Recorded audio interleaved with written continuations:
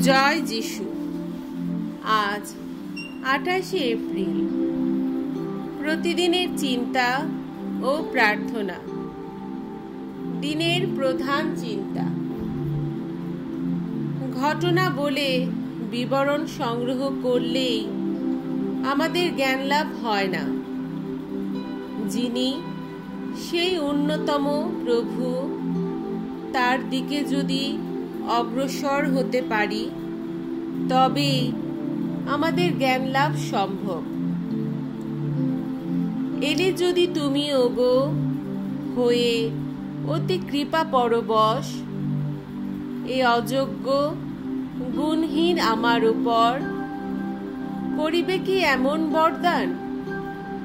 রাখো তবে কৃপা হস্ত, তব আমার নয়নের পর ঘুচাও আমার অন্ধ দৃষ্টি, যেন সে কখনো আর হারায় না তোমায়, পাই যেন তব দর্শন। উপদেশ। অজ্ঞানতাই আমাদের দৃষ্টিকে আচ্ছন্ন করে রাখে। জ্ঞানই একমাত্র এর প্রতিকার।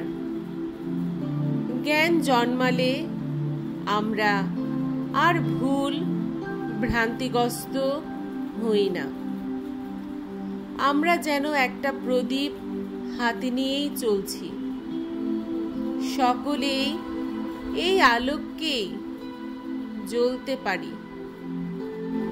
অন্ধকারে হাঁটব বা মনে প্রাণে জ্ঞানের মশাল জ্বালিয়ে আমরা পথ চলব, তা নির্ভর করে আমাদেরই উপর।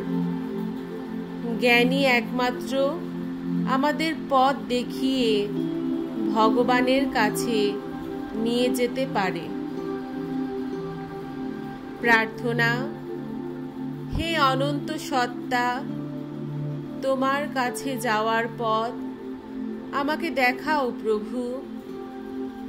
আমি যেন তোমার সান্নিধ্যে এসে উপস্থিত হই এবং তোমারই আলোকে স্নান করতে পারি। কোনোদিন যেন আমি তোমার দর্শনে বিমুখ বা বিফল না হই। আমি যেন সতত একনিষ্ঠ হয়ে অবিচলিত বিশ্বাসে তোমার সাধনা করি।